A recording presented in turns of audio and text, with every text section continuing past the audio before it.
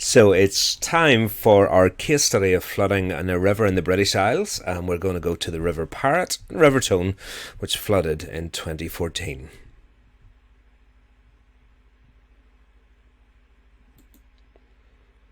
Okay, so let's leave Lurgan behind and we'll head down here to the southwest of England, to the Somerset levels, to the area that flooded in January of 2014. This map gives us a little bit of an overview of the areas that were flooded in this area called the Somerset levels. Now that might give you a little bit of a clue and a hint as to what the topography or relief of the land is here. We'll come back to that later.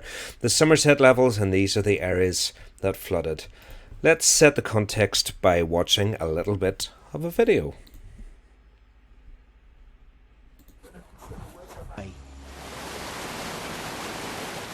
We travelled by tractor to the village of Thorney. There was nobody in. Flooded at New Year, it now feels like a ghost town. Water, water everywhere, to use that famous quote. And it certainly isn't to drink. It was the prospect of yet more heavy rain this weekend that persuaded Somerset County Council to declare a major incident. It means they can now call for outside help, including the military if necessary. The environmental pollution must be enormous. Bryony says outside assistance is overdue. Things are rough. There's sewage everywhere. We're on septic tanks, no mains drains here. So, you know, it's all just depressing. So hopefully this is a bit of light at the end of the tunnel. Thank you. They could do with a tunnel in Muchelney. We've been back to the village that became an island 3 weeks ago, and nothing has changed. They're still relying on a council-funded boat to get in and out, but they hope they might now get pontoon bridges and extra pumps. So that's how bad it is, I suppose you could say. Despite today's announcement, these communities won't see the army marching in straight away. With the floods expected to last another month at least, the council says it's dealing with a long-term recovery, not just an imminent threat. John Kay, BBC News, Somerset. So you'll see some of the impacts of the flooding there as well, but this case study is focusing mostly on the causes. So you will have seen a couple of the things there that we're going to pick up on as we go through this case study. We've got to look at the physical and human causes of flooding in this area. But first of all, let's just get a little bit more of a sense of the area that we're visiting.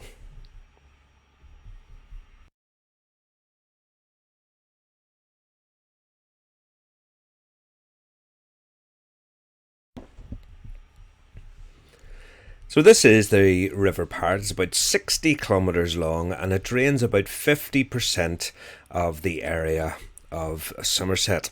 You'll see over here the other major river, but let's go and have a look first of all at the source of this. Now this is rising on a ridge, rises on the ridge here, but if we zoom around or spin around a little bit here, you can see where the levels have got their name. This is such an incredibly flat area, with this little ridge being where this river, the River Parrett, rises.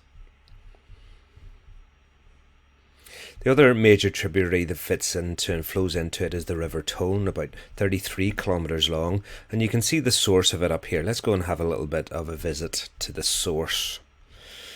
Now, one of the things that you'll notice here again is that this doesn't really exactly feel like a hugely mountainous area. It's slightly more upland than elsewhere, but even here is very, very flat, and as it flows into the levels, it gets even flatter still. These two rivers meet, the confluence of them here at Boroughbridge, where the two of them come together and their discharges combine, which means, of course, it's going to be pumping a lot more water into the river further downstream. Just one final thing that isn't really going to be mentioned too much in the case study, but it's just an interesting fact about this. This river flows into the Bristol Channel, which is a very, very tidal river. It really does have some very, very high tides that come in here. And during some times of high tides and storms, the water here can flow up into the Bristol Channel and can kind of back up into the river itself, which means that the water coming down is meeting seawater coming in, which can cause it really to kind of back up and act like a blockage here as it comes into the sea. So just an interesting little fact to throw in about this river.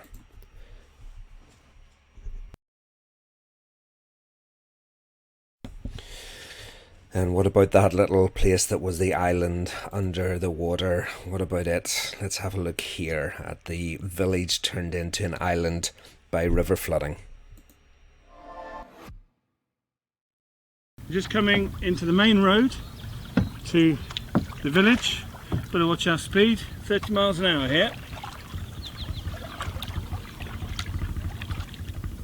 Got the notebook, got the waterproofs and the boots. So this is Somerset.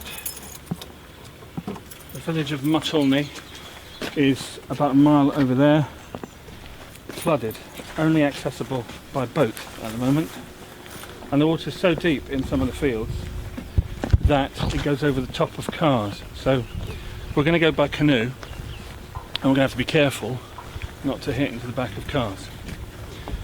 This is Chris Hill, who has various canoes and is going to help us get there. A journey of about 45 minutes, I think, isn't it, Chris? Oh, yeah. Hiya. Nice to meet you. Good to see you. Nice to meet you, yeah.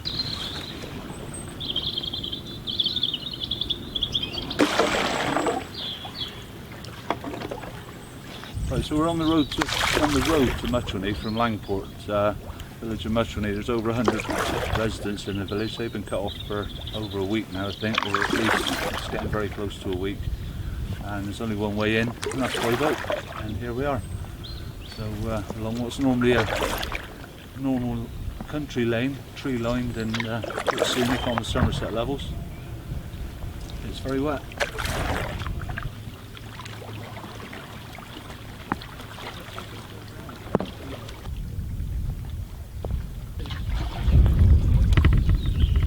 The scene that greets us when we arrive is eerily calm, with only a few people about. Muttlney was built on a hill by medieval monks, and it rises above the Somerset levels. But now it's an island, completely surrounded on all sides by water. The people who live here have been stranded for the last 10 days, unable to leave except by boat. The past 2 days we've been bringing in supplies to the village. Nobody can get in and out, so it's down to people with boats and the contacts to get the supplies in and out, really. A rescue boat from Burnham-on-Sea has come inland to help out, bringing supplies and taking away those who urgently need to leave. Even some animals have had to be evacuated. It was getting cold and dark as we got into the canoes and began to make our way back to what the villagers now call the mainland.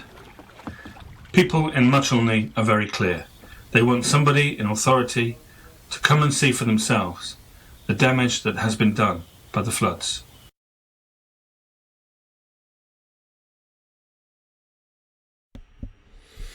So just to give you a little bit of a sense then of what that was like and the experience of the people that were living there whenever the flooding occurred.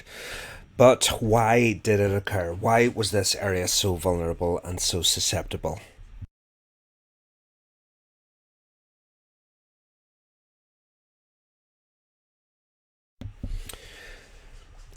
As I mentioned earlier, the specification wants us to take a look at the physical and human factors that caused the flooding. So let's start off with the physical factors, and it'll come as no great surprise from the first video that we watched that one of the main physical factors was the heavy rain that fell in the area.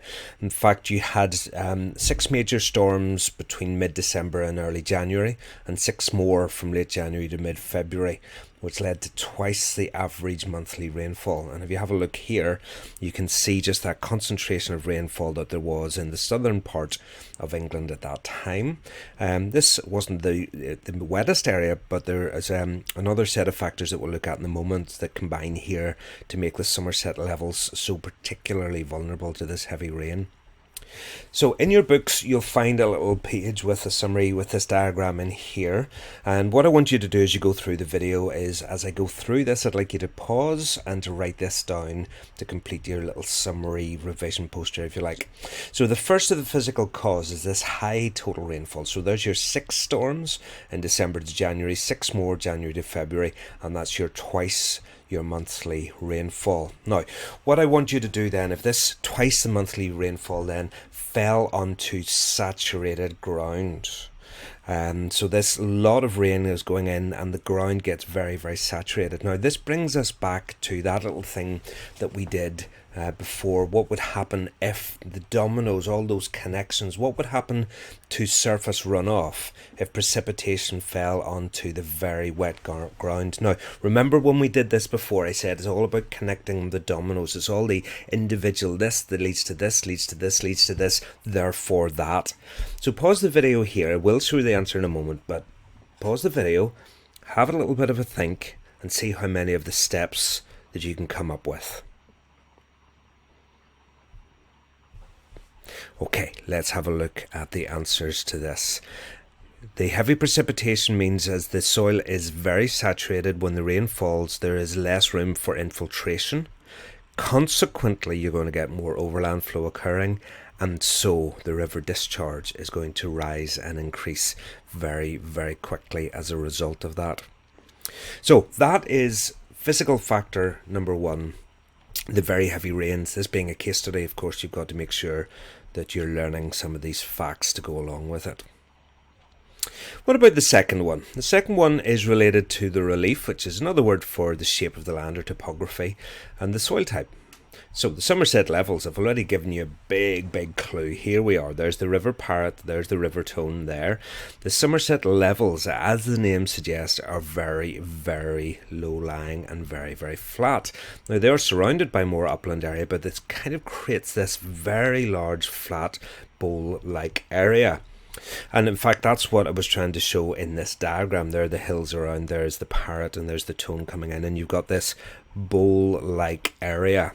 So the levels here are very, very flat. In fact, this area of the Somerset levels is actually reclaimed land. It was reclaimed first by the Romans, of all people. And as a result of that, this land can actually be below the level of the highest spring tides. The gradient is extremely flat, and as a result of that, by an average height of 25 kilometres inland, you're only 5 metres above the sea level. So it's flat and it acts like a bowl and it stores the water. Throw into the mix that this is made up of clay soil, which is quite impermeable, and I wonder, can you figure out what's going to happen next? Clay soil, low level, reclaimed land, therefore. So again, pause the video and see if you can figure out what's going to happen next. Okay, here comes the answer. Because it's clay soil, there is more surface storage. The water can't infiltrate so much, and because it is very, very gently sloping, that means then there's no gradient for the water to run off easily. So when you get extra water there, it just stays and stays and stays for a very, very long time.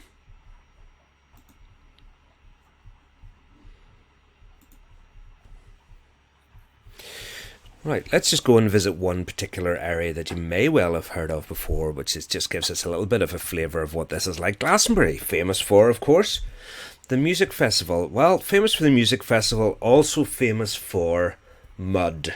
So if you want to get a real sense of what it's like to be in the Somerset levels, because this being a summer music festival in the UK, of course it rains. It's summer in the UK, what do you expect? And because you've got all of those people there, and because of those factors of the low-lying land, of the impermeable clay, it very quickly turns into mud.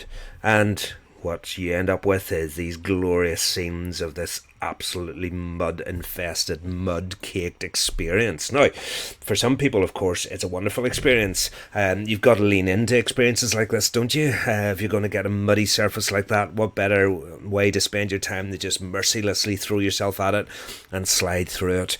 But you do need to be careful, because there are certain parts of the mud where maybe, if you're not careful, this can happen to you.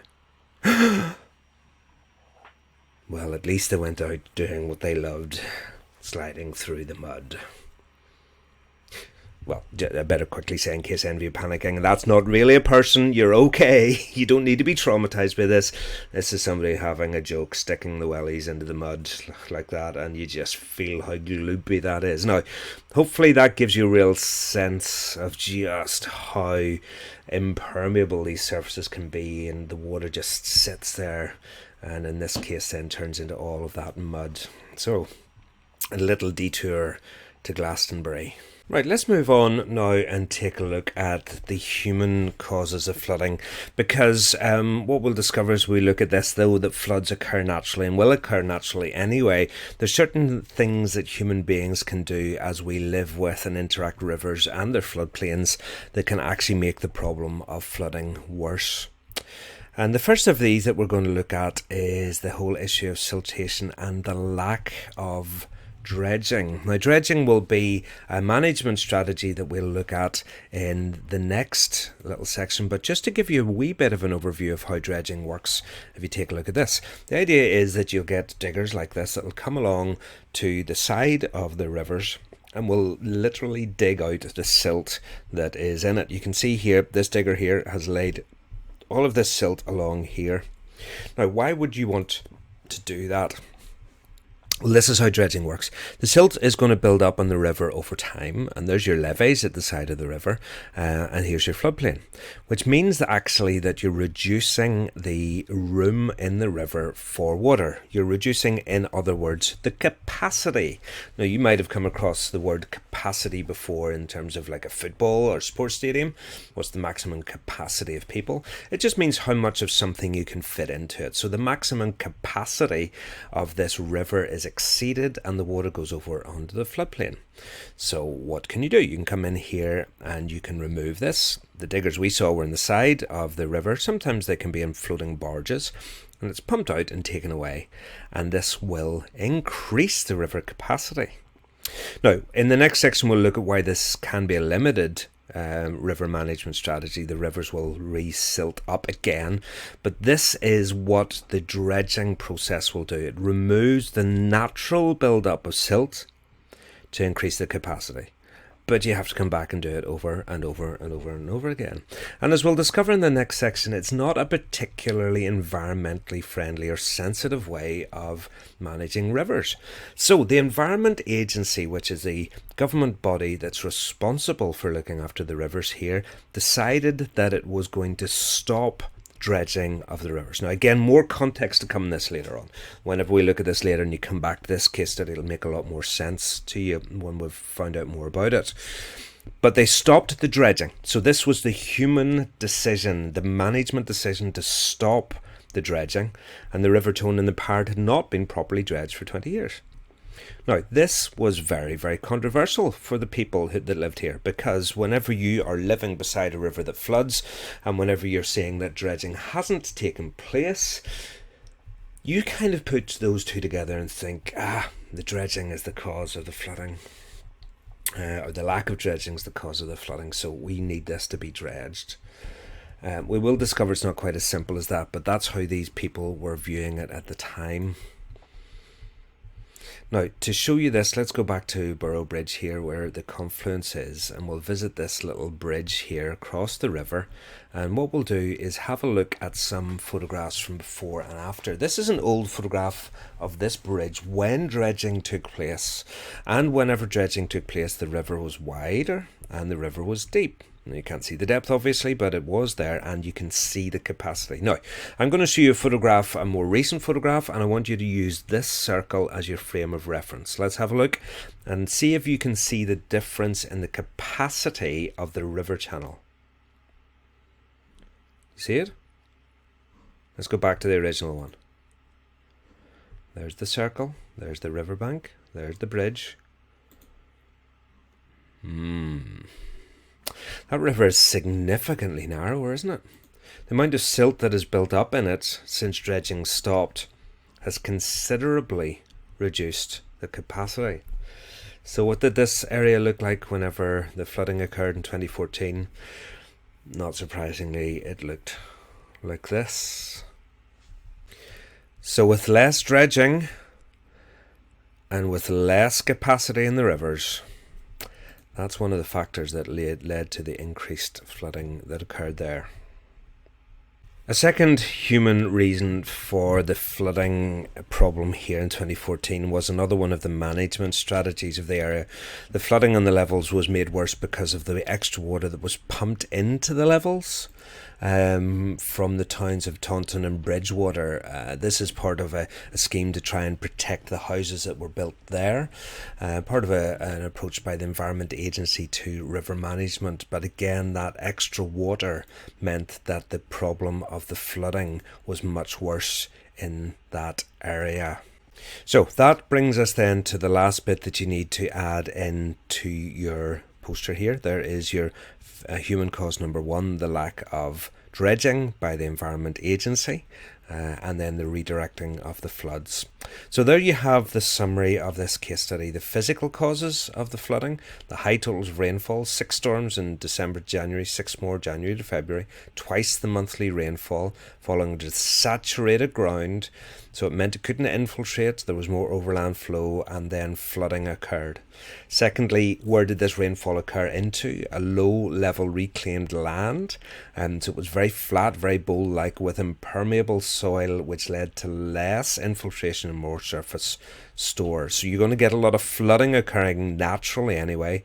Then whenever you get the human causes that will multiply or magnify that, the lack of dredging, which led then to a reduction in the river channel capacity led to flooding, and then the floodwater pumped out of the towns onto the levels as part of their strategy to protect the towns led to flooding on the levels. The combination of physical and human factors leading to flooding in 2014 in the River Parrett and the River Tone.